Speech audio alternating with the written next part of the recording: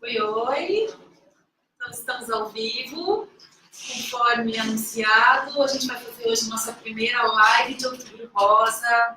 Bom, eu estou aqui super feliz. Para quem não me conhece, eu sou fundadora e presidente do Outubria, sou a Luciana. E hoje a gente está aqui com um super time de especialistas para conversar com vocês, então, sobre esse tema que a gente colocou aí, inclusive, na programação, que é Estou com câncer de mama e agora? Acho que os desafios são inúmeros, claro que a gente sabe o quanto é bastante difícil esse momento, mas né, com um adequado apoio multidisciplinar, com uma equipe de especialistas, com muita informação de qualidade, a gente sabe que passar por esse momento fica um pouco mais fácil.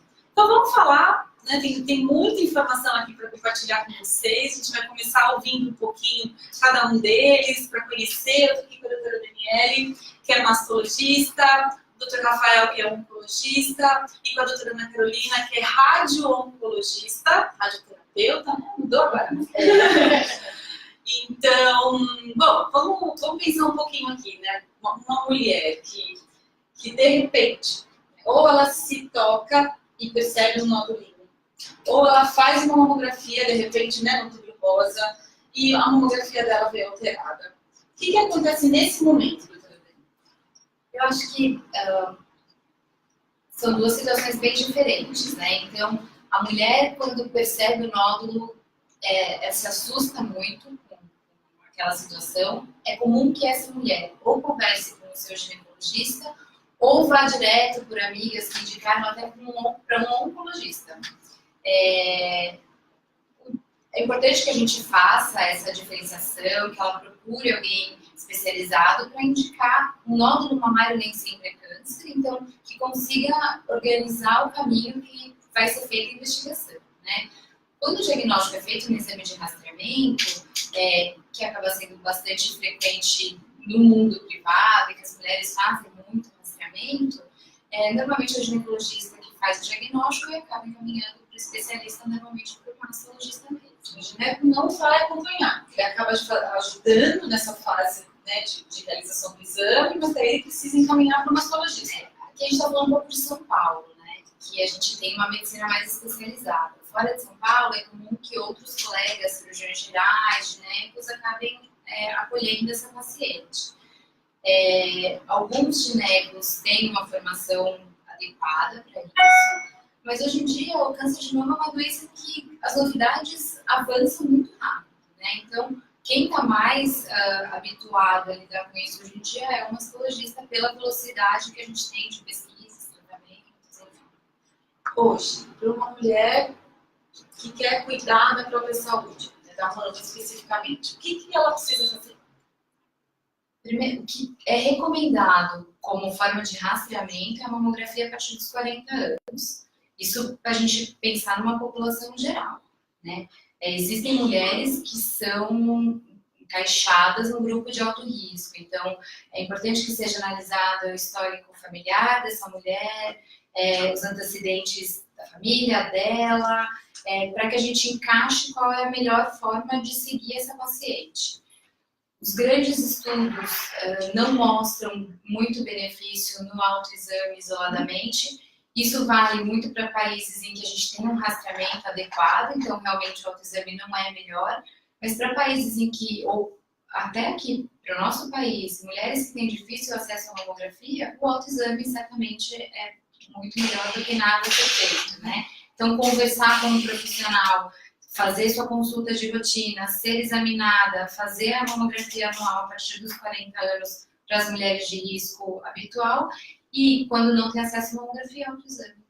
Tá bom? Acho que uma coisa que vale a pena falar, Luciana, é assim, agora durante a campanha de Outubro Rosa, milhares de mulheres, ou centenas de milhares de mulheres vão palpar a própria mama, procurando alguma coisa. E é muito provável que inúmeras mulheres jovens palpem nodulações na mama. Isso não quer dizer que é câncer, entendeu?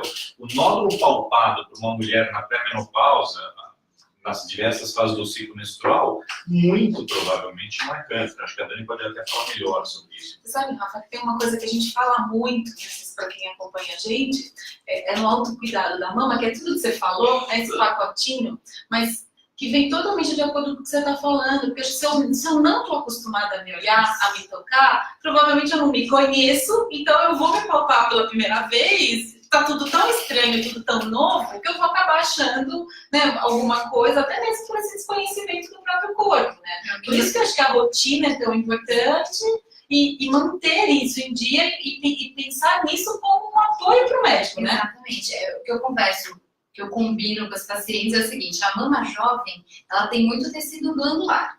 É muito difícil de palpar. A gente palpa muitas coisas que simulam nódulo. Então, às vezes, quando as pacientes chegam depois de um autoexame com uma queixa palpável, uma das coisas importantes é: o autoexame deve ser feito normalmente no período em que a mama está mais desinchada. Então, esperar passar o período menstrual, esse é o momento adequado para que a gente faça o autoexame. E quando eu examino o paciente, então, depois desse período, e eu toco e falo: ó, esse exame de hoje eu fiz, o exame está normal, esse é o seu normal. O que é normal para ela, né, aquela mama é normal, aquele tecido glandular. Então, é importante que ela tenha esse conhecimento. Que fugir disso, aí é para investigar. E para uma mulher, então, como você mesmo falou, que tem história familiar, qual é a recomendação? Aí, na verdade, o que é essa história familiar? Né? A história familiar de alto risco, então, o que é mais comum? O mais comum é que mulheres, quando venham a ter câncer de mama, esse câncer aconteça na pós-menopausa, câncer que a gente chama de esporádico. Né? O câncer, as mulheres que têm parentes de primeiro grau, mãe, pai, irmãos ou filhos com câncer de mama, e as mulheres na pré-menopausa, a gente considera como alto risco. Aquelas que não necessariamente têm um parente de primeiro grau, mas têm muitos tios, primos, com câncer de mama ou com outros tipos de câncer, falei câncer de mama, mas outros tipos, inclusive, de câncer que podem estar associados, é importante que procure o seu médico de confiança para que ele avalie essa história e veja se ela se encaixa no perfil de alto risco. Se ela se encaixar no perfil de alto risco, o que a gente recomenda é, havendo possibilidade, que seja feita uma pesquisa genética, né? Se essa paciente for diagnosticada com mutação, ou se ela não tiver possibilidade de investigar, mas que ela tenha uma história muito típica de alto risco, a gente recomenda que essa mulher seja acompanhada com outros exames de rastreamento. Daí entra a ressonância magnética das mamas, a partir dos 25 anos, e a partir dos 30, a ressonância uma vez ao ano e a mamografia uma vez ao ano, de maneira intercalada. Então, e além disso, a consulta com o mastologista para exame mamário a cada 6 meses, e ela fazer o autoexame mensal. Bom, Daniel, é um cuidado bem de pertinho. Porque eu entendi de tudo isso, que é um acompanhamento bem de pertinho. Como a gente não pode esperar que as mulheres decorem quais são os critérios de alto risco, o importante é que ela conte para a ginecologista dela: olha, minha avó teve, isso é importante ou não é? Aí a ginecologista vai perguntar: com que idade tua avó teve? Em que circunstância? Teve mais alguém? Não teve mais alguém? E a própria ginecologista vai conseguir. A gente orienta o alto risco, porque a gente precisa identificar essa paciente, o mais importante. Então, passar a história para o especialista e ele vai julgar se ela se encaixa no quadro de alto risco. Ó, gente, já tem um monte de comentário. Ó, uma está contando que descobriu o tumor fazendo autoexame. A Viviane está pedindo para a gente falar de metastático. Viviane, eu já vou te falar que agora você se agenda aí, mas a gente vai fazer uma live especial dia 10 só para falar sobre isso. Hoje a gente está conversando um pouco mais sobre o câncer de mama mais inicial.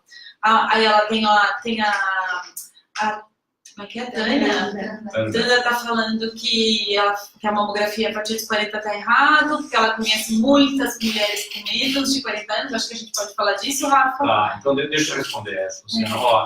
Então a Tânia está falando o seguinte: mamografia a partir dos 40 anos está errado, porque eu conheço mulheres com menos de 40 que tiveram câncer de mama. O que nós estamos falando aqui é o que a gente chama de rastreamento populacional, ou seja, que o sistema de saúde sugira a todas as mulheres a partir de uma determinada faixa etária que façam mamografia de maneira anual. Se a gente fizer abaixo dos 40 anos, a gente vai fazer centenas de milhares de mamografias de maneira inútil para detectar um caso, eventualmente 10 casos e ajudar a salvar uma vida. Então, do ponto de vista populacional, não é recomendado em nenhum lugar do mundo fazer mamografia antes dos 40 anos de rotina.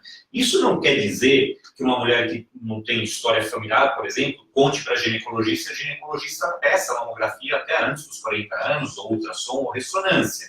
Tá? Mas do ponto de vista de todas as mulheres, da maioria das mulheres que estamos ouvindo aqui, a gente sim recomenda que seja a partir dos 40 e não antes disso na rotina.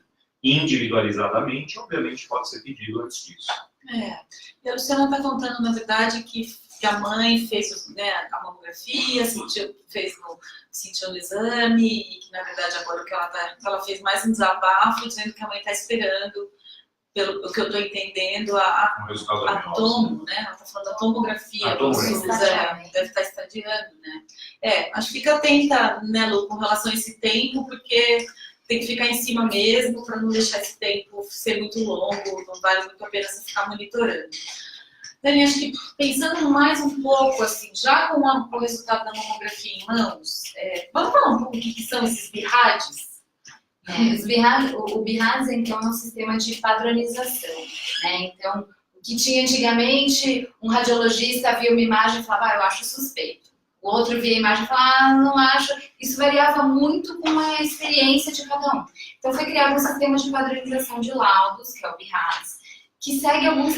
Ainda assim, pode haver uma variação entre examinadores, né? Mas para tentar padronizar o laudo. Então, tumores com determinadas características, nódulos com determinadas características são classificados como provavelmente benignos, nódulos um pouco mais suspeitos como um pouco suspeitos, nódulos com outras características altamente suspeitas. A gente tem mamografia normal, que é a BIRADS 1, mamografia com achados que eu sei que não é nada, que é a BIRADS 2, e aí entra o BIRADS 3, o provavelmente suspeito, o 4, suspeito, o 5, altamente suspeito, e o 6 é aquela paciente que já tem diagnóstico de câncer e foi fazer o exame para complementar e aí já, assim, só para acompanhar, né? Então, isso é um BIRADS 6.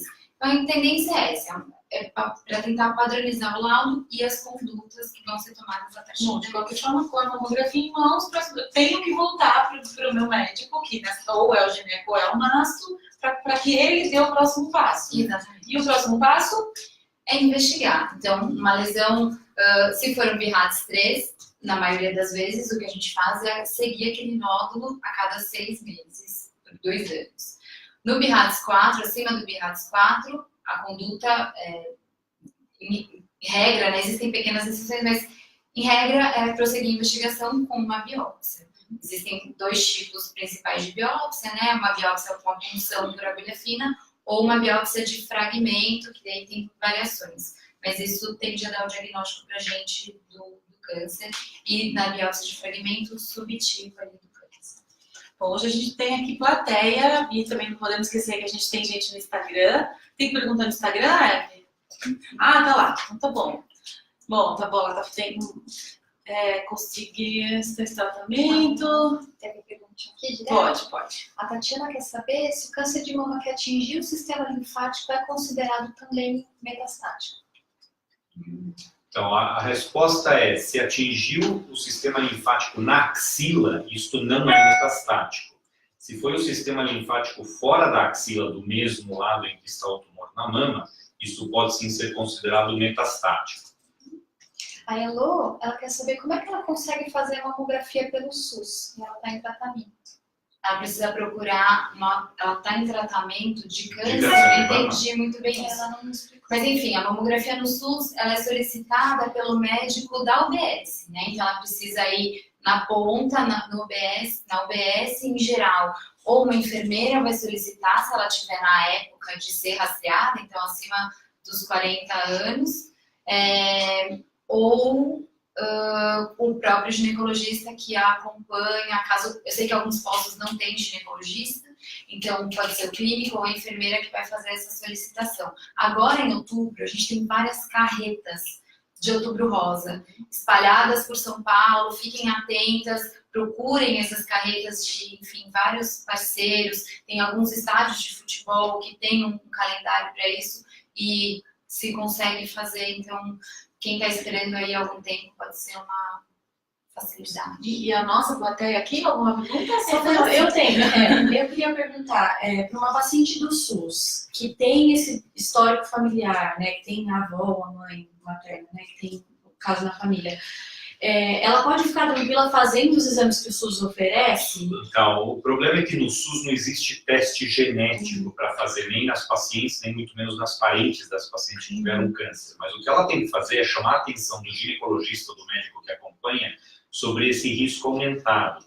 E este ginecologista vai pedir com uma frequência maior, tanto o exame clínico quanto o exame radiológico. Se existir a possibilidade, ele vai solicitar intercalar ressonância magnética de mamas com mamografia. Obviamente que o SUS não tem estrutura para fazer ressonância de mama para todo mundo de alto risco, mas no mínimo ela tem que chamar a atenção do ginecologista para isso. Em relação ao teste genético, a realidade é que até pouco tempo atrás nem na saúde suplementar existia, porque era um custo impagável para todo mundo. Hoje em dia os convênios, seguindo determinadas regras da Agência Nacional de Saúde, já são obrigados a pagar o teste para quem tem um câncer e um histórico familiar plausível. Nós estamos falando aí, lembra da Angelina Jolie, o exemplo da Angelina Jolie, que não teve câncer? Ela tinha uma história familiar de câncer. O que ela fez? Ela contou para o ginecologista dela disse, opa, peraí, acendeu uma luzinha amarela, tem muito caso, deve ter uma predisposição genética, vamos fazer um teste genético em você. O ideal não é começar na pessoa saudável da família, o ideal é começar o teste genético pela pessoa que já teve o câncer. Mas ok, a tia dela tinha falecido, a mãe acho que tinha falecido. Nós estamos falando de sangue ou saliva, dá para fazer teste em saliva, dá para fazer em sangue, lembra? A predisposição genética hereditária, ela vai estar presente em todas as células do corpo. Só que ela só vai se manifestar ou na mama, ou em outro órgão, no intestino, etc. No caso da mutação da Angelina Jolie, que era do BRCA1, ela tinha um risco de desenvolver um câncer de mama ou de ovário.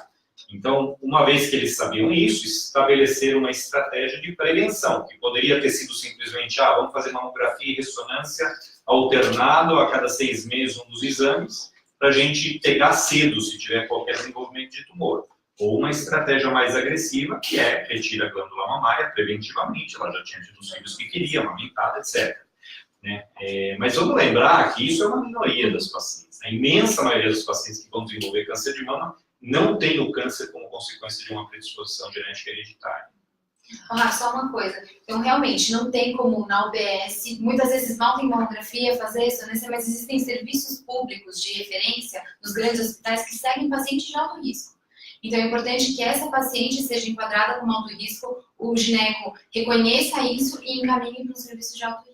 Ela tem que falar, então, para o médico dela dessa história. Tem. E aí a gente acompanha num serviço especializado, que deve muito mais, provavelmente, a gente vai ter esses exames necessários. Não o teste genético, mas os exames de imagem para rastreamento. E a gente sabe, assim, que muitas mulheres reclamam para a gente aqui no Copia, que elas vão no médico, elas não têm nenhuma cadeira para sentar, muito menos tempo para contar a sua história e serem examinadas de maneira adequada, não são examinadas e tudo isso.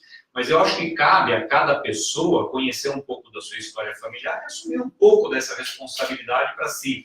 Mesmo que isso implique, eventualmente, tentar fazer uma vaquinha para pagar um ginecologista particular para ele fazer a orientação adequada.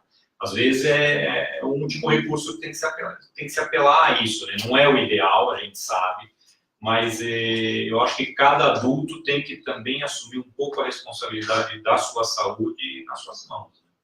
Bom, acho que tem uma pergunta interessante ali da biópsia, já que a gente está falando disso. A Dante, acho que de novo um desabafo, né? A Tanda está falando dessa biópsia de agulha fina não é confiável, fiz e deu negativo, depois de um mês fiz a aberta e deu positivo. O que é isso? O que pode acontecer? Na verdade, a punção por agulha fina... Não gosto dessa biópsia de agulha fina.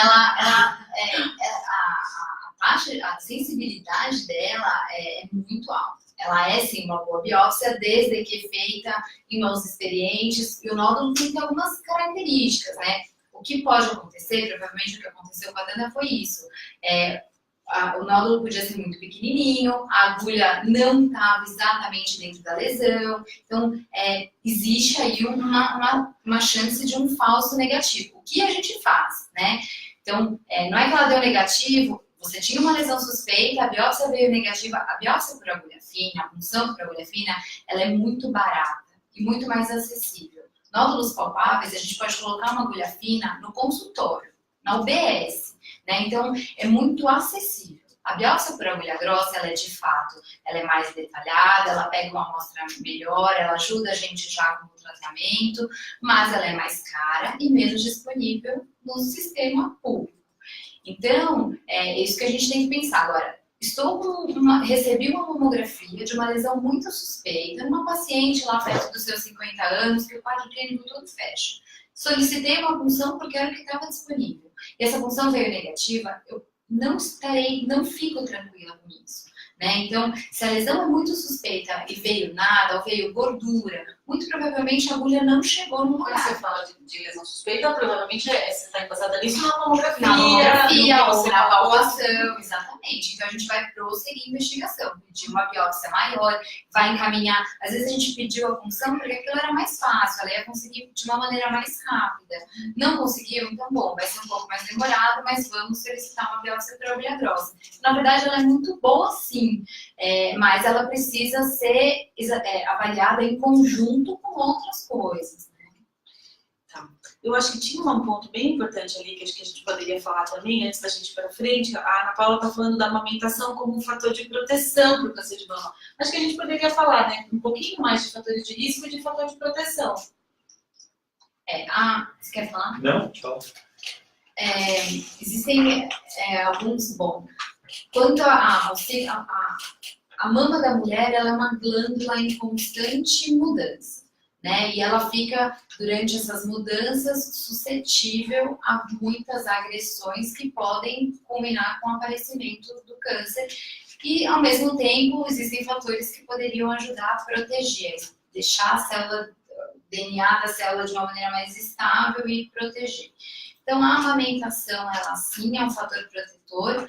Mas eu amamentei 3 filhos e tive câncer. Ela não é exclusiva, não é que quem amamentou não vai ter. Mas ela, numa população geral, mulheres que amamentam têm menos câncer de mama. A gestação, ela pode também ser um fator protetor quando ela acontece cada vez com menos frequência na nossa sociedade, mas quando ela acontece nas mulheres mais jovens. As mulheres mais velhas, que engravidam acima dos 35 anos, que é algo muito frequente hoje em dia, para essas mulheres a gestação não é um fator protetor. Né? Outras coisas que podem ser fatores de risco, radiação na mama, né? Álcool, sobretudo, então a gente vê o álcool usado de maneira com doses muito altas. Então, quem normalmente usa o álcool em doses mais altas? As adolescentes, que estão justamente numa fase em que a mama está mais suscetível. Então, o abuso de álcool na adolescência é um fator de risco. E hoje, quando a gente fala de muito ou pouco, de que quantidade a gente está falando aí? A quantidade está diminuindo cada vez mais, né? Na verdade, aquela dose, uma dose, um cálice de vinho diário, isso é muito menos prejudicial, isso não é prejudicial, na verdade, quando a gente compara com doses, 3, 4 doses de destilado, por exemplo, uma vez por semana, que é o que acontece na adolescência. Só complementando, na hora da balada. Tem outros 2 fatores de risco importantes de lembrar. Um é a obesidade, principalmente após a menopausa. A obesidade hoje, aliás, não é só para câncer de mama, é um fator de risco imenso para câncer de mama e outros cânceres. A reposição hormonal na mulher após a menopausa, e mais recentemente se descobriu uma coisa nova que a gente não sabia, que o uso prolongado de 10 anos ou mais de anticoncepcionais, obviamente por mulheres antes da menopausa, também tem um pequeno aumento do risco de desenvolver câncer. Isso quer dizer que não é para usar anticoncepcional de maneira nenhuma, assim como não é para engravidar como método de prevenir câncer de mama. Se engravida porque quer ter filhos, você usa anticoncepcional porque precisa usar. Mas a gente tem que saber que sim, o uso prolongado de determinados anticoncepcionais pode sim aumentar um pouco o risco do câncer de mama. Já a obesidade e a reposição hormonal na mulher na menopausa, isso é uma coisa muito séria. Isso sim é nossa responsabilidade de toda a sociedade, evitar que a gente tenha esse risco adicional para o desenvolvimento do câncer de mama. Eu, além de massa, sou gineco também, né? Então, eu acabo recebendo... e muitas mulheres na menopausa... A pílula a gente ainda tem outras maneiras de driblar a contracepção, não necessariamente precisa ser hormonal. Agora, mulheres muito sintomáticas na menopausa é muito difícil, né? Então, precisa ser muito ponderado. Mesmo os estudos que mostraram aumento de risco de câncer de mama, não é todo hormônio, não é em qualquer idade. Então, mulheres que começam a reposição mais cedo, que Bom, que entram gente, na olha que notícia menopausa. boa. A doutora Dani tá falando que é possível sim, e de novo, que tem que ser personalizado, Exato. caso a caso. Exato. Né? Porque a gente escuta muito isso das mulheres também. Exato. Mesmo, né, que passaram por isso quando é muito difícil. Eu entrar na fico menopausa. lá entre a reposição hormonal e o risco do câncer. Então, é importante que a gente avalie com parcimônia. Muito bom, muito bom. Perguntas? Ela está aqui interagindo com a gente, falando que a obesidade tem fator alto em nossa saúde sempre, né? Muitos comentários, muito depoimento. Então, tem né, uma paciente falando que na verdade, a mãe teve câncer de mama e ela fez uma mastectomia e ela, como filha, hoje com 43 anos, está realizando exames preventivos.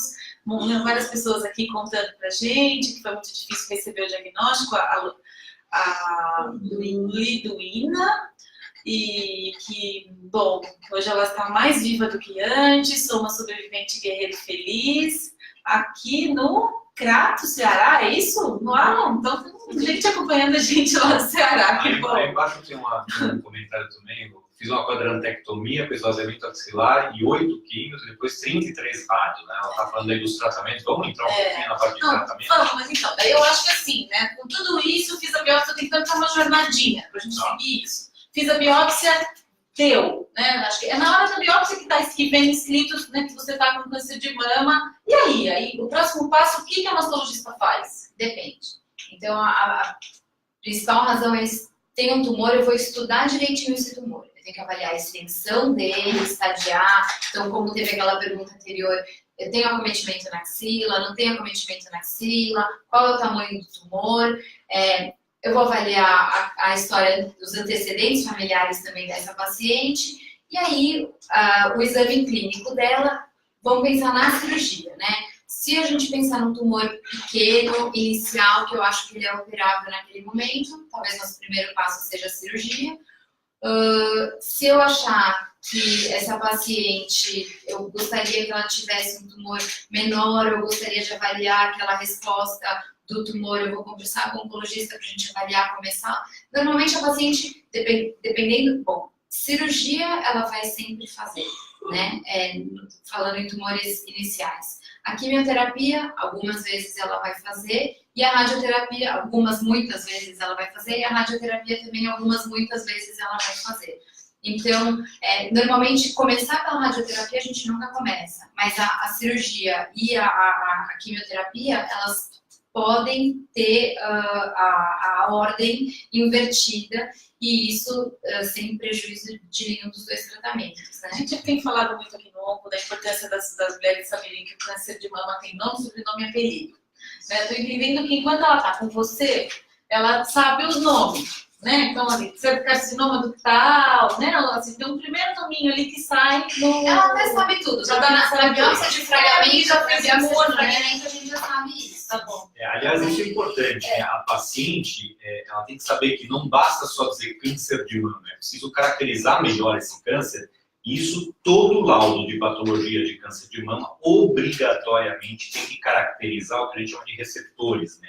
Que ajudam a gente a conhecer o subtipo de tumor. E a Daniela, ela vai encaminhar primeiro para um tratamento pré-operatório, com quimioterapia, ou seja lá o que for, na dependência tanto do tamanho do tumor em relação ao tamanho da mama, mas também na dependência do subtipo de tumor com base nessa tal de imunohistoquímica, que é a caracterização dos tais dos receptores hormonais, da proteína HER2. Então, existem mais de uma variável, vamos dizer assim, que são embutidos no cálculo, que nos diz se essa paciente deve começar com cirurgia ou deve começar com o tratamento pré-operatório com uma droga sistêmica que vai para o corpo todo. Então, se o tratamento o primeiro foi decidido que a cirurgia, ela continua com você. E é o próprio mastologista que opera. Isso.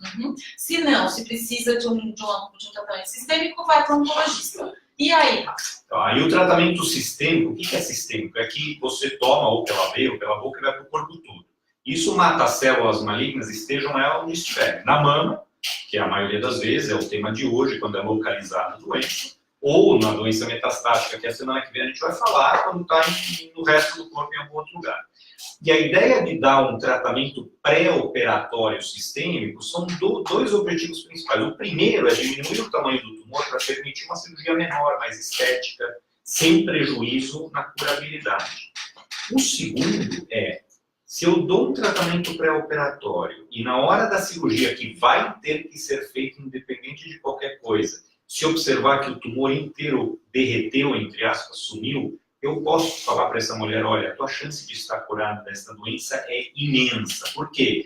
Porque se por acaso existia uma célulazinha que tinha saído do tumor e estava circulando em algum lugar, se o tumor maior, que tinha, vamos dizer, 3 centímetros na mama, derreteu inteiro, sumiu na hora da cirurgia, o que me faz pensar que uma célulazinha também não tenha morrido se ela estava circulando? Então, o tratamento pré-operatório tem esses dois objetivos. A gente chama de neoadjuvante, pré-operatório. E esse tratamento, via de regra, ele é ou quimioterapia, ou uma quimioterapia associada a uma terapia-alvo, chamada trastuzumab, ou até um duplo bloqueio do HER2, tá? E isso depende do subtipo do tumor. E em mulheres após a menopausa, em algumas situações, a gente até dá hormonioterapia, que são comprimidos para diminuir a quantidade de doenças. Quanto mais idosa a paciente, mais receptor hormonal tem o tumor, mais boa vontade a gente tem em tentar reduzir o tamanho da doença com hormônio. Quanto mais jovem a paciente, quanto mais agressivo o tumor, mais a gente se apoia na quimioterapia. Bom, você está falando, fica muito claro quanto vocês três aqui como profissionais precisam estar muito conectados. Eu acho que isso é ideal, isso é ideal. E se a gente, por acaso, operar uma paciente, ou eu der um tratamento pré-operatório e me envolver a Ana Carolina antes, ela tem que conhecer qual é a paciente que ela vai tratar. O ideal é que a paciente chegue para ela, mesmo antes desse tratamento inicial, para que ela já saiba, opa, peraí, tem uma paciente aqui que eu vou ver lá daqui a 6 meses, depois dela operar e fazer a quimioterapia, mas ela já quer examinar agora. Não sei se você quer falar da importância dessa avaliação inicial. Essa avaliação é super importante, inclusive, e é super difícil de acontecer, infelizmente, né? Porque as pacientes acabam chegando para a radioterapia, eu digo, já mexidas, né? Então, já operaram, já fizeram químio, e muitas vezes elas tinham um tumor terrível inicialmente e chegam para a gente com cara de muito bonzinho, né? Um tumor que foi bonzinho, que respondeu a tudo. E a gente não pode esquecer de que complementar o tratamento com a radioterapia é importante, né? Então, só para dar uma geral, né, de o que é radioterapia, né? O Rafa já falou, quimioterapia é tudo que ou vai pela veia, pelo catéter, pela boca e vai pegar essas células tumorais que podem estar em qualquer parte do corpo. A radioterapia, de outra forma, ela é localizada. Então a gente usa a radiação, essa radiação vai atacar células tumorais e tentar destruir essas células tumorais, só que de forma localizada. E, geralmente, a radioterapia ela vai ser feita após a cirurgia e em algumas situações que a gente chama de radioterapia intraoperatória, que é dentro do ato cirúrgico. Então, após a cirurgia, a principal indicação de rádio é para as pacientes que foram submetidas a cirurgias conservadoras. São as tais quadrantectomias, setorectomias, que é o quê? Você tirou só a região do tumor com uma margem e podem existir células ainda que sobreviveram ali, não só no leito cirúrgico, mas no restante da mama. E aí você oferecer um tratamento com radioterapia localizada, eliminando essas células, você tem uma eficácia muito semelhante a ter tirado toda a mama. Então isso ajudou, foi um passo muito importante para a gente poder aumentar também o número de cirurgias que preservassem a parte estética da mulher, né?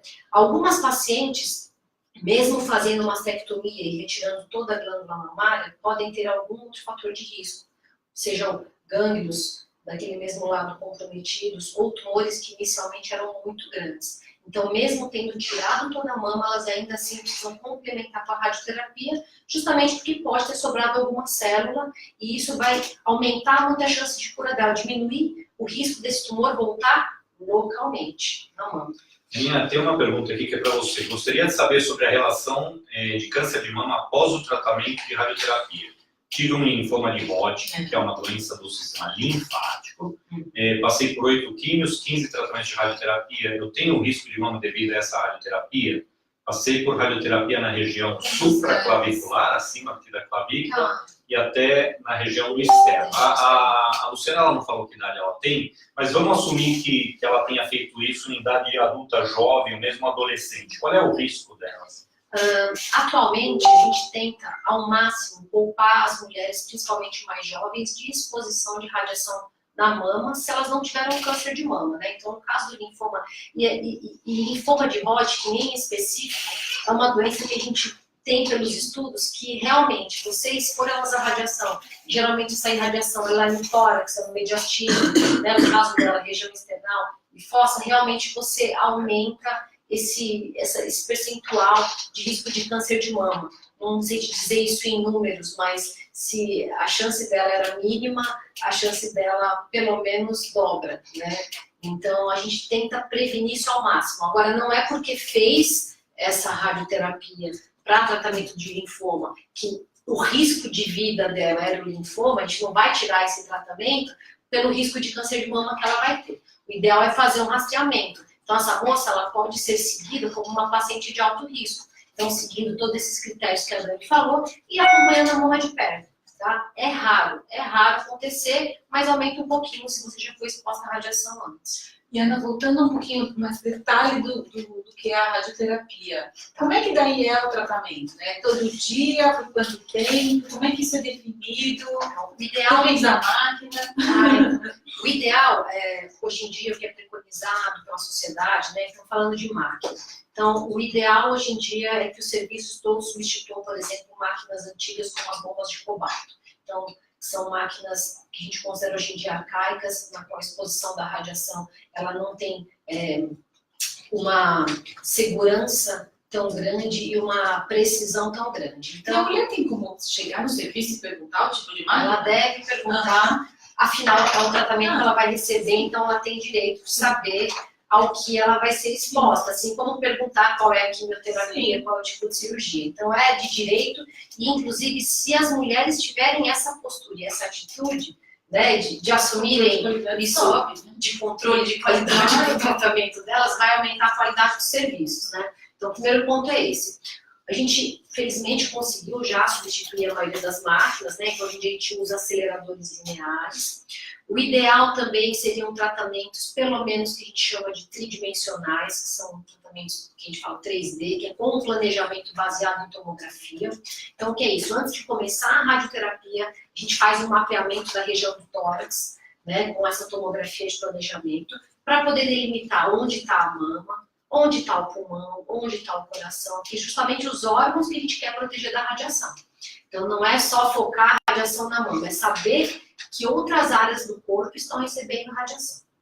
Quando a gente faz um tratamento mais preciso, com um planejamento adequado, a gente também vai ter menos efeitos colaterais e vai ter mais eficácia de tratamento.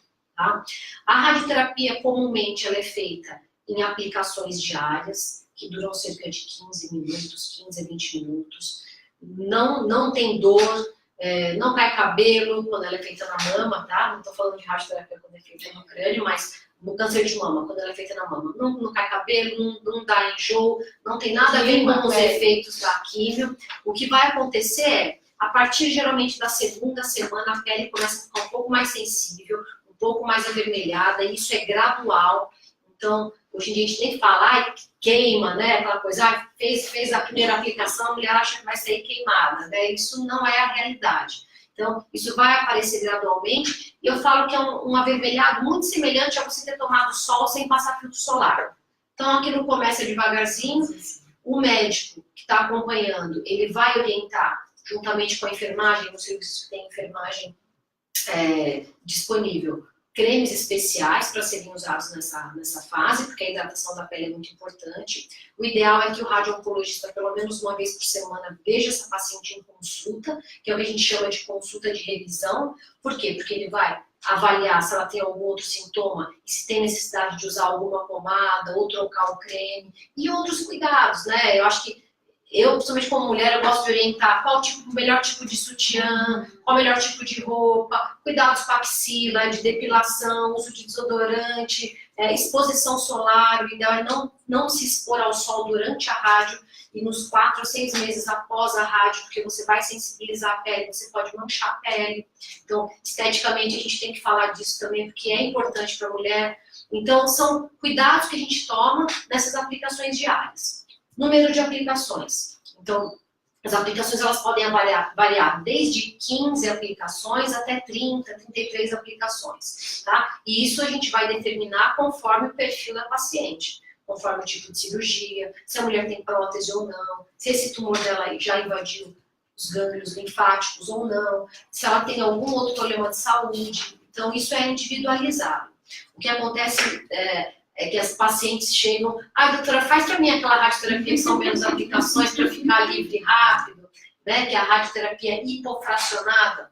A diferença é que nessa radioterapia com menos aplicações, a dose que a gente faz de radiação por dia ela é maior também, para compensar, né, por que uma vai fazer só resolve o câncer dela com 30 e o câncer da outra só resolve com 15. Não, biologicamente a dose é a mesma, mas a gente consegue fazer isso de forma concentrada. Sem Né? prejudicar a paciente. Sem prejudicar. Esse ano, inclusive, a Sociedade Americana, em um dos consensos que foi atualizado, ampliou o uso dessa radioterapia mais curta e fracionada para mais mulheres, que antigamente a gente só podia fazer para mulheres acima de 50 anos, com tumores iniciais, então assim, tinham várias regrinhas. Agora a gente consegue fazer para um número maior de pacientes, para pacientes mais jovens também, que nos estudos já mostrou segurança, então a gente tem isso ampliado. Tem uma paciente perguntando como saber se o tipo de máquina é moderno. Que pergunta fazer? Qual tipo de máquina? Pelo menos tem que ser um acelerador linear. Ou então, pelo menos, que não seja cobalto, né? Se não for cobalto, já ajuda muito. Porque tem planejamento. Você tem planejamento com tomografia e tem planejamento tridimensional. Isso é o mínimo. Existem tecnologias acima disso e que em muitos casos a gente usa. Então, por exemplo, pacientes que tratam mama esquerda. A gente sabe que o lado esquerdo é o lado do coração, então, em teoria, a mama e a parede torácica estão muito mais próximas do coração. Então, para proteger o coração, a gente usa uma técnica de inspiração, que é fazer todo o tratamento da paciente com inspiração sustentada para afastar o coração, por exemplo. Isso em algumas pacientes é válido. Em outras não vai dar diferença. Na hora da aplicação. Na hora da aplicação. Mas tem que ter todo um controle com infravermelho, com câmera. 1000 coisas podem ser feitas, mas se for um tratamento já com tomografia tridimensional, a gente já sabe que é um tratamento que tem tecnologia adequada, boa. Perguntas aqui, damos até. Tem uma boa lá. Na realização da mamografia, a proteção do pescoço é necessária? Não. Então, a resposta é não. Tá? Isso é uma das lendas que tem na internet de que vai aumentar câncer de tireoide. Isso não é real. Tá? Então, Uma hoje... outra coisa importante, desculpa, Não, imagina. a mamografia ela é liberada inclusive na gestação. Isso é um super mito, até se coloca o avental, né? Mulheres grávidas. Isso é mais para proteção até do nosso psicológico. A dose de radiação fora da mama na mamografia, ela é desprezível. Então, não tem risco aumentado de câncer de tireoide, não tem mulheres que precisam fazer a mamografia durante a gestação, ela é tecnicamente muito difícil de ser avaliada, mas ela é segura na gestação e ela pode ser realizada. Tá? Olha, essa é boa. Quais sutiãs encontrar durante a rádio? Agora você falou Vocês são mulheres. Isso, ela está falando, devemos continuar utilizando a prótese externa de silicone? Então, eu costumo recomendar sutiãs com mínimo de costura, né? Então, muitas vezes eu prefiro até recomendar essas camisetes que são de malha, que não tem costura, que não tem renda. Eu falo que não é a coisa... Os topzinhos, Os topzinhos, né? Eu falo que não dá pra ficar bonita, não dá pra exagerar só na renda, no sexy. Então, assim, dá pra ficar bonita, só que tem que ter conforto. Mulheres que têm mamas mais volumosas, eu entendo que às vezes é difícil ficar só com uma camisete. Tem algumas hoje em dia que são um pouquinho mais justas, mas é muito ruim tudo que for costura, principalmente no sulco mamário, inframamário, porque vai ser uma região mais sensível. Ela perguntou do sutiã. Acho que ela está falando prótese de como, externa. antes de fazer talvez a reconstrução, né? Acho que elas usam, né? Até pra Se for macia, se tiver um revestimento de algodão, pode. Agora, essas que são um pouco mais firmes e que podem causar atrito ou deixar a pele muito suada, sensibilizada, eu geralmente indico não usar durante a rádio. Rafa, tem um agradecimento para você. Obrigado, Michele. Da Michele. Tem uma pergunta lá em cima. A Aline pergunta: fiz 28 sessões de rádio, iniciei letrozol há 3 meses por 5 anos. Dizem que não terá recidiva. Isso é seguro com o letrozol? Então, assim, em oncologia, aliás, em medicina, nada é 100%. Não existe 100% nem 0%. Né? E medicina, lamentavelmente, é um espectro nesse meio do caminho. Então, existem algumas regras que dizem quanto maior o tumor, maior o risco de uma recidiva futura.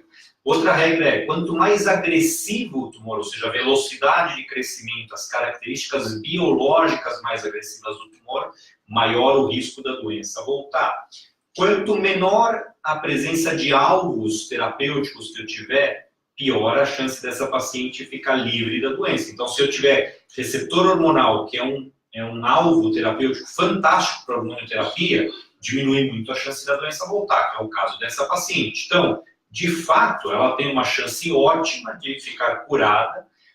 O fato de ela não ter feito quimioterapia me indica que o oncologista dela considerou que a chance dela ficar curada só, entre aspas, com cirurgia, radioterapia, hormonioterapia era tão boa que não precisava fazer quimioterapia. Então é verdade, provavelmente ela nunca terá recidiva.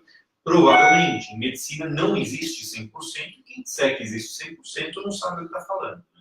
Rafa, a pergunta da Helena também é super boa, mas acho que o que a gente poderia falar um pouquinho antes disso? Acho que as novidades no tratamento do câncer são inúmeras.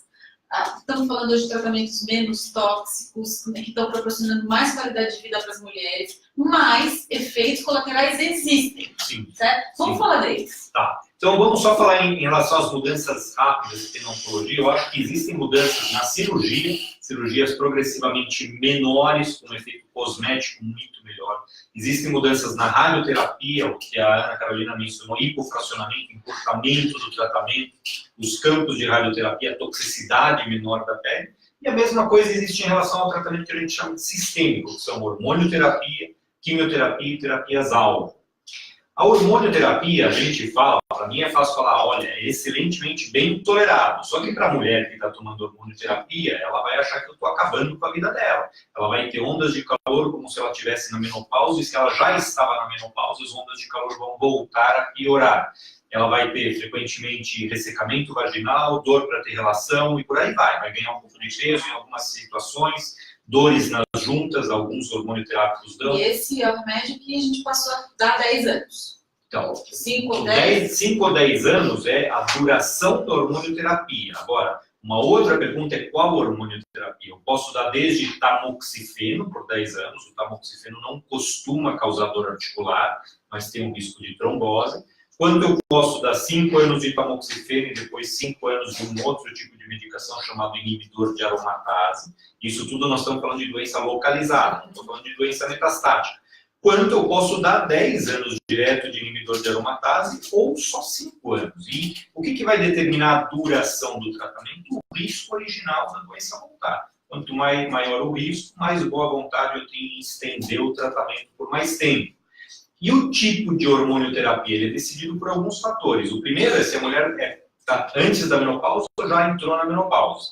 Antes da menopausa, eu só posso usar um tipo de hormonioterapia. Depois da menopausa, abre o meu leque de opções. Se o risco da mulher for muito grande, o que pode acontecer é que eu não só vou querer dar uma medicação mais intensiva para ela, mas vou querer transformá-la, colocá-la na menopausa quimicamente. Então, eu posso dar injeções associadas a medicações que eu usaria somente na menopausa. Eu induzo uma menopausa. Então, existe uma variabilidade muito grande. Mas voltando aos efeitos colaterais, a hormonioterapia, então, é isso.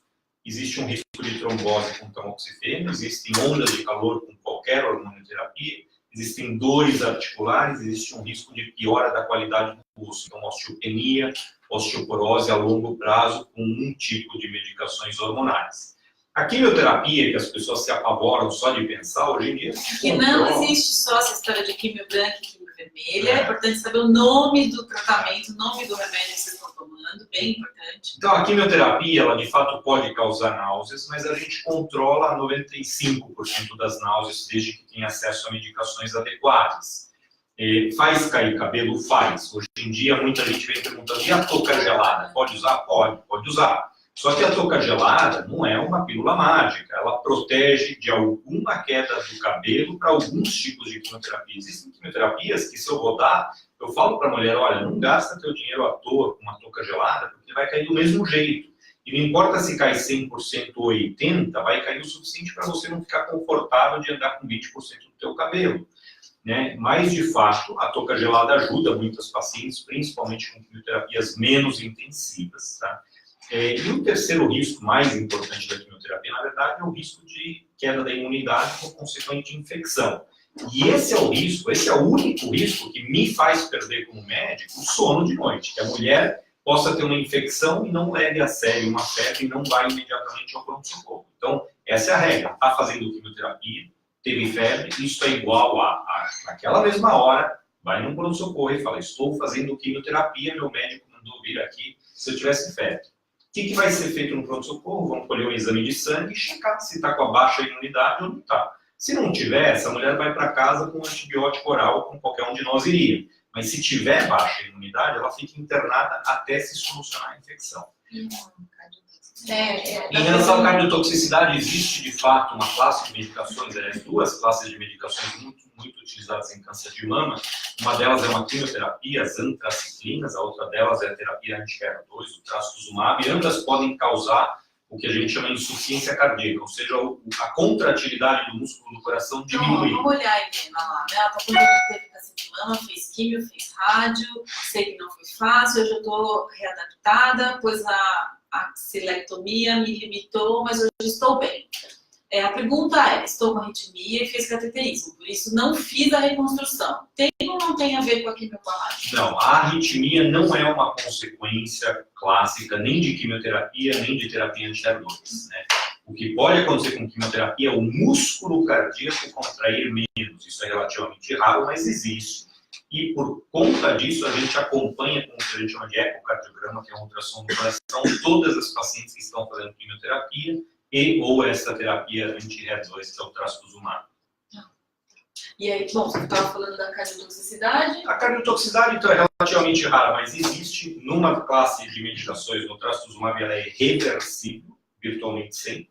Na outra classe, que é a antraciclina, que são os quimioterápicos, ela é muito menos reversível, por isso a gente tem que acompanhar. E, obviamente, que não é que o músculo vai parar de contrair e a pessoa vai morrer. Não funciona assim. São tudo graus de perda de contratividade do músculo cardíaco que pode ser tratado. Estou pensando aqui um pouco nesses efeitos colaterais da mulher que está fazendo uso de hormonioterapia. Uhum. Né? E não é comum a gente ouvir, nossa, não estou aguentando mais, né? Tá muito pesado. Qual que é o limite? O quanto dá para negociar, o quanto não dá para diminuir dose, dá para encerrar, risco e benefício? Isso. Como é que toma essa decisão? Em medicina, tudo é risco e benefício. Tudo é o custo e o benefício de algo que você está fazendo, seja do ponto de vista da saúde e da qualidade de vida, seja do ponto de vista econômico e assim por diante. E é uma negociação, entre aspas, entre o médico e a paciente para ver quanto a paciente tolera dentro do benefício que ela está recebendo. Se eu disser para uma mulher, olha, eu vou te dar hormonioterapia por 10 anos, isso vai diminuir o teu risco da doença voltar em 1%, ela vai dar risada de mim e vai embora, não vai tomar nada. Se eu falar para ela, olha, eu consigo reduzir 40% o risco da tua doença voltar e o risco dela voltar é de 60%, opa, 40% ou 60%, nós estamos falando de um número grande, nós estamos falando de 20 e tantos % a menos do risco da doença voltar. Então essa mulher está mais predisposta a tolerar um pouco mais de efeitos colaterais.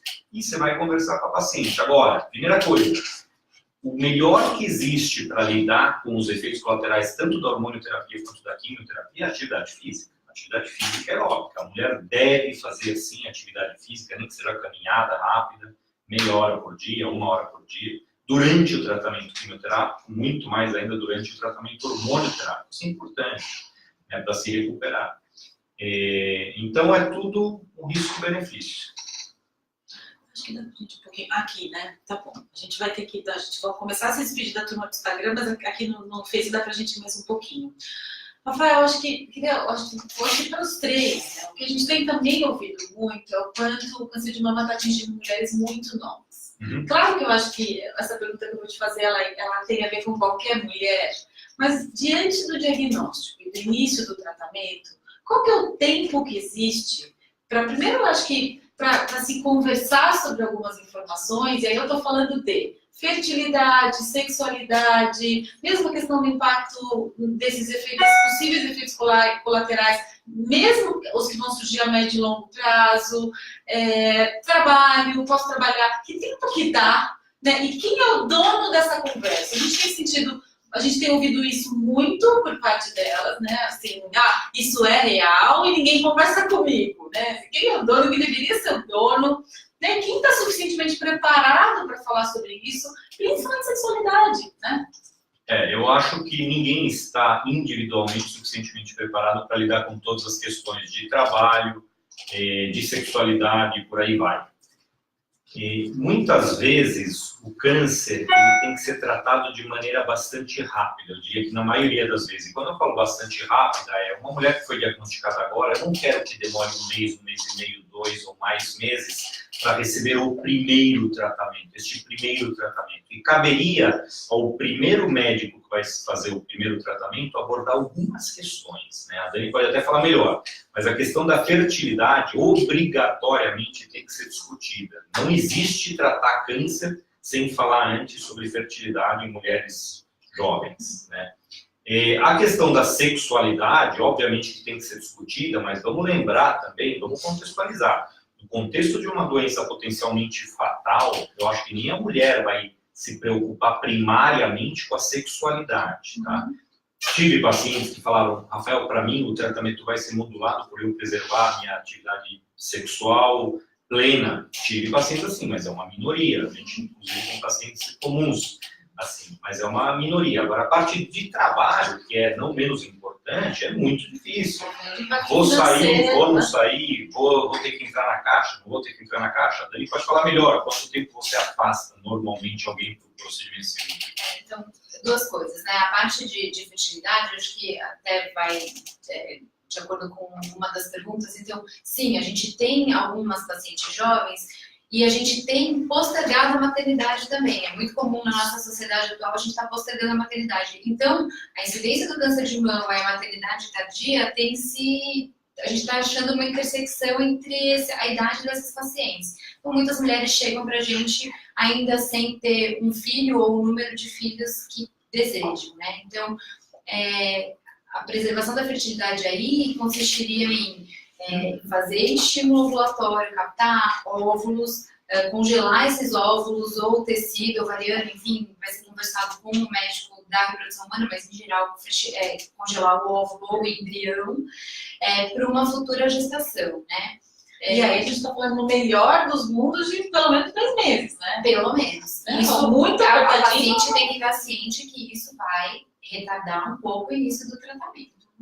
Mas vamos lá, a gente está falando também do sonho da vida dela, né? Então, uma pessoa que quer ser mãe, sempre quis ser mãe, e agora apareceu o câncer, então ela vai tentar, muitas vezes o que a gente faz é tentar chegar no meio termo. Olha, vamos esperar um certo tempo de estímulo, eu não vou te deixar estimulando, se você não conseguiu captar óvulo por 6 meses, tudo bem, vamos esperar. Então, não é assim, a gente vai tentar chegar no meio termo. Então, essa é uma das questões.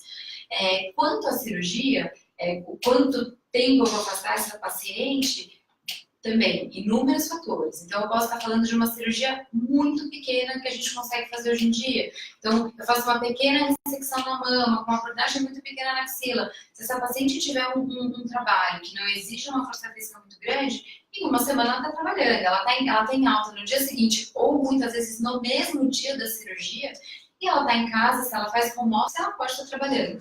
É o ideal? Não sei. Será que aquele é o melhor momento que ela está fazendo? Não sei. Mas condições físicas ela tem.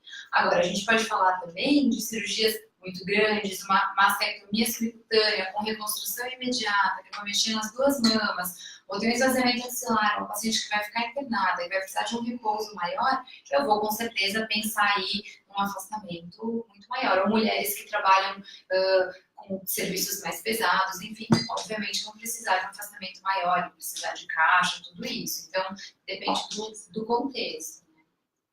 Tá.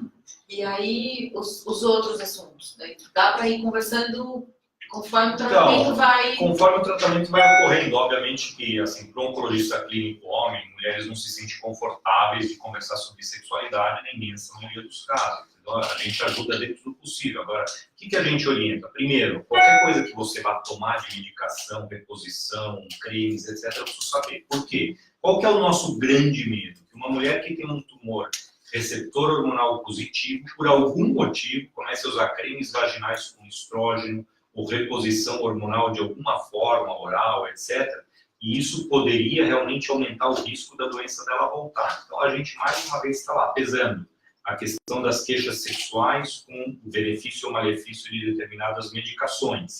Segunda coisa, interação medicamentosa. Existem medicamentos, por exemplo, alguns antidepressivos, que interferem com a eficácia de hormonioterapia. Então, eu preciso saber disso. Agora, isso quer dizer que eu não posso dar um antidepressivo que pode ajudar a mulher, inclusive do ponto de vista de sexualidade? Claro que posso usar, mas existe um leque grande de opções de antidepressivos. E o mundo ideal é que seja uma abordagem multidisciplinar, que inclui um assistente social para ver a questão trabalhista, etc., que inclui psico-oncologista ou psicólogo que vai ajudar com questões tanto de como lidar psicologicamente com o câncer, quanto com questões familiares, sexualidade, assim por diante. E outros profissionais, dentista para pacientes que têm mucosite, que têm infecções, inflamações na mucosa da boca por conta da quimioterapia, por exemplo, e por aí vai. Não sei se consegue lembrar. Então, muitas vezes, né, aliás, é muito comum muitas questões se aflorarem na fase da radioterapia, porque a gente chama de reta final. Não, só falta fazer a rádio agora e depois você está livre, né? Só falta fazer 5 anos de hormonioterapia depois, mas você está livre, né, no tratamento. Então, eu me deparo em muitas situações com pacientes que chegam com questões difíceis, humor começa a ficar depressivo, porque eu falei agora, acabou meu tratamento, não tenho mais o que fazer, só vou fazer acompanhamento, parte sexual está retomando a vida dela. Durante a radioterapia, isso é mais tranquilo no sentido de que você pode trabalhar sim fazendo radioterapia, a vida é mais tranquila, você pode pegar seus filhos na escola, ter uma rotina normal. Então, o que eu costumo fazer é tentar puxar esse lado multiprofissional. Eu, como médica, dou as orientações que eu posso.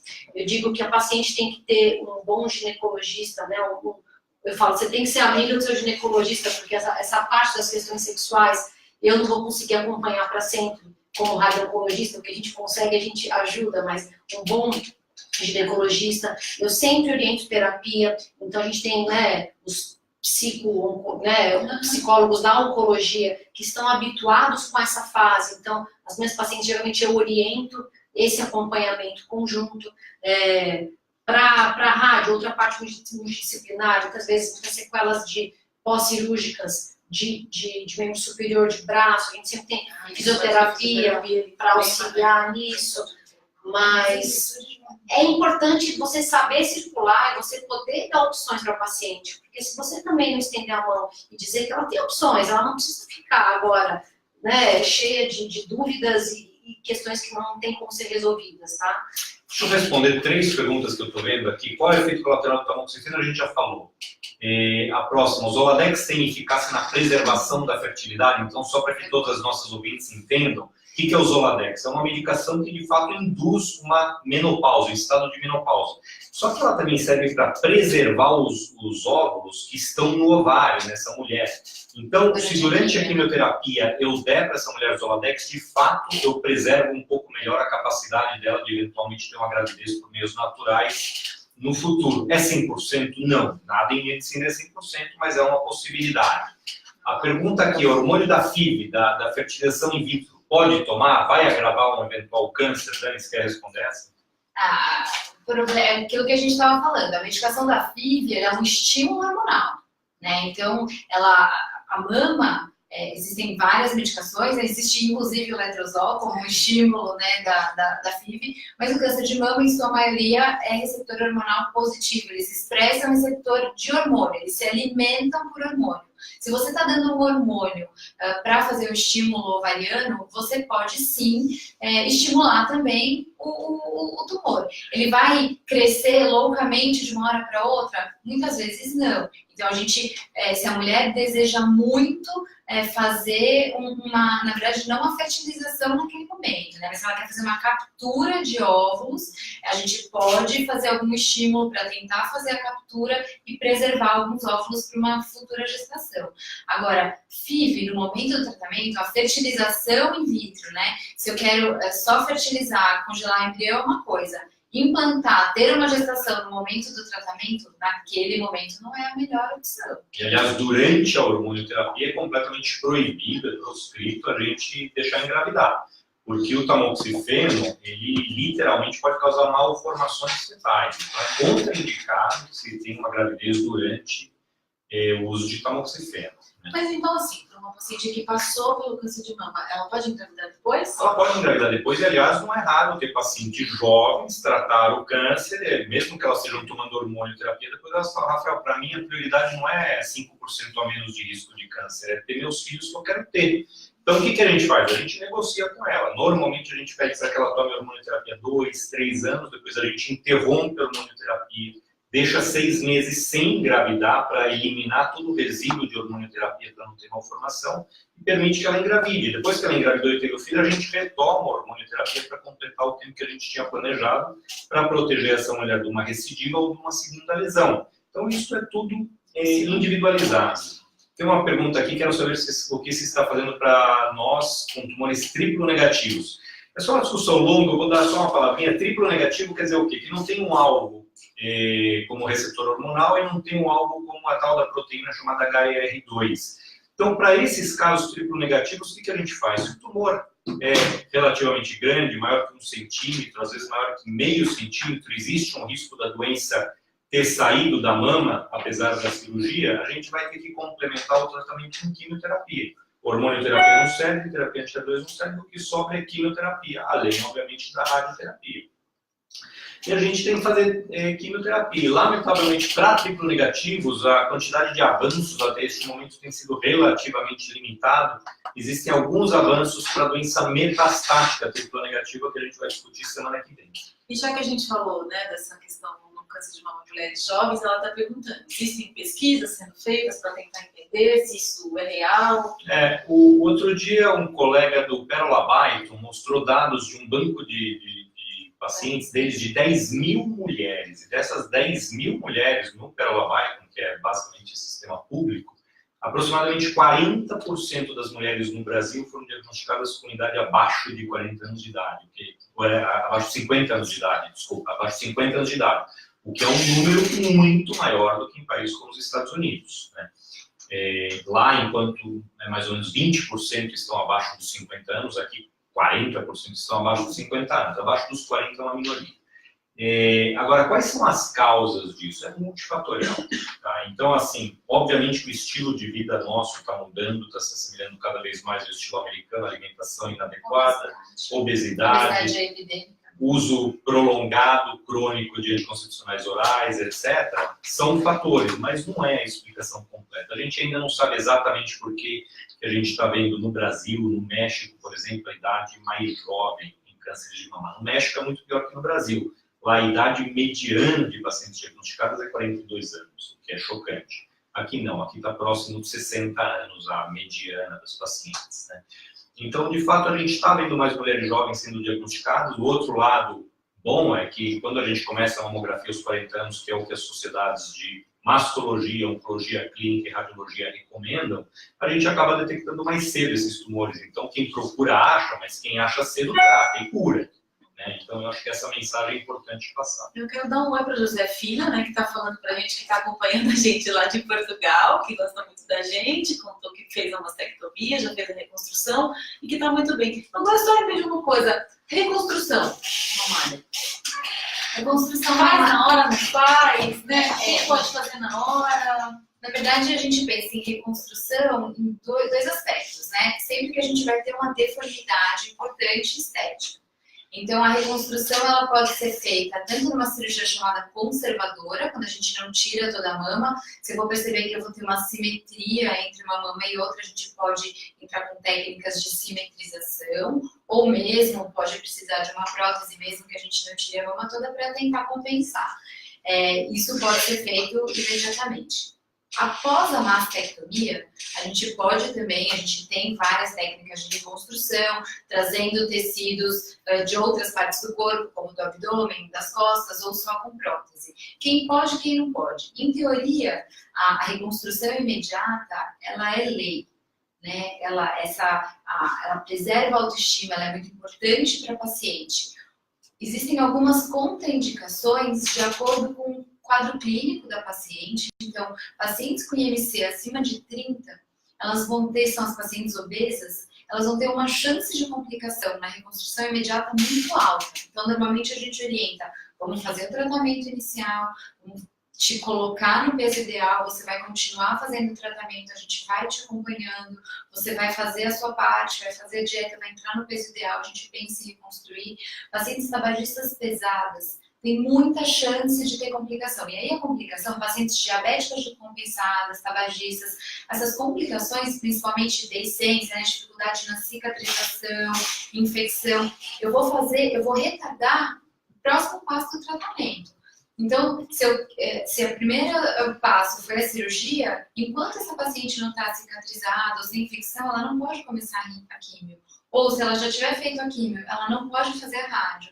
Então, isso precisa ser muito bem pensado. Se a reconstrução for retardar o restante do tratamento oncológico, ela não deve ser feita no primeiro momento. Então, a gente sempre vai pensar, a gente está falando de mulheres, que muitas vezes se importam muito com a autoimagem e a gente sabe o quanto importante isso é para a autoestima. Então, a gente considera isso, sim, como parte do tratamento. Mas a cura, o tratamento oncológico, a segurança do tratamento oncológico é primordial. Acho que foi, gente. A gente acho que foi um monte de coisa, né? Bom, eu queria ouvir vocês, acho que recado final. E vamos ver. Acho que é isso. Acho que o recado final é: o câncer de mama não é uma doença única, ele precisa ser individualizado. Hoje em dia a gente tem uma taxa de cura muito alta desde que o diagnóstico seja feito de maneira precoce. Então, rastreamento, vão atrás. Eu sei que no SUS muitas vezes é difícil para quem não tem acesso à rede privada. Vão atrás, conversem com o posto, com a possibilidade que tem para fazer mamografia desde que esteja na idade adequada. E desconfiem de toda a massa estranha que aparecer, procurem um especialista. Eu acho que a minha mensagem seria em linha com o que a Daniela falou, não ter medo de perguntar para o médico, né? Então, existe culturalmente, não sei porque o paciente brasileiro ele pergunta pouco para o médico, ele põe o médico pouco contra a parede para colher as informações necessárias. Não aceite menos do que aquilo que é necessário para tirar suas dúvidas. Você tem que ser um consultório médico sem dúvidas sobre o que você tem e o que você vai fazer. Isso é muito importante. E a outra coisa, em se tratando de câncer, é que câncer é uma doença grave, aqui ninguém é criança para se iludir quanto a isso. Então, não tem nada de errado ouvir 2 opiniões, eventualmente 3 opiniões, para ter certeza de que o que você está fazendo é certo. Tá? O aspecto mais importante do tratamento do câncer é que a paciente saiba que ela está fazendo aquilo que ela tem que fazer. Que ela tenha segurança de estar fazendo aquilo que vai ter efeito colateral, que vai eventualmente não deixar a autoimagem dela física igual, etc., porque é necessário. E para isso ela tem que acreditar no que está sendo discutido com ela. E o meu, complementando só, não tenha medo da radioterapia, né? Porque a gente vê muita coisa antiga, muita coisa errada aí nas redes e tudo mais. Então, confie no seu médico, tire todas as dúvidas. A radioterapia melhorou muito, está cada vez mais individualizada e faz parte você poder participar, você poder perguntar, tirar as dúvidas de máquina, dúvidas de técnica. Você acreditando no tratamento, entendendo que ele vai te fazer bem, não tem como ir mal. Então, não tenha medo e participe mais do seu tratamento. Acho que tem uma dúvida ali. O que é a telectasia? A telectasia é um colabamento de pulmão, um pedaço do pulmão, por exemplo. Deve Pode dar parecer telectasia. um átomo, talvez. A telectasia é isso. Então, é o colabamento de um segmento, uma partezinha do pulmão. Isso não tem necessariamente nada a ver com câncer. Isso pode acontecer com uma rolha de catarro, isso pode acontecer com um monte de situações. Obviamente, alguém que teve um câncer lá atrás, ou que tem uma metástase no pulmão, pode se preocupar que isso tem alguma relação. Mas a telectasia, via de regra, não tem absolutamente nada a ver com câncer. Gente, a gente fica por aqui. Espero que vocês tenham aproveitado muito, tenham aprendido, tenham se inspirado. E acho que o nosso pedido é que vocês, isso aqui fica gravado, então dá para compartilhar, dá para marcar as amigas, dá para realmente parar para assistir tudo de novo desde o começo. E semana que vem a gente está de volta para falar especificamente de câncer de mama metastático. Tá bom? Então, muito obrigada pelos nossos convidados, foi muito bom. Tchau, tchau. Obrigada.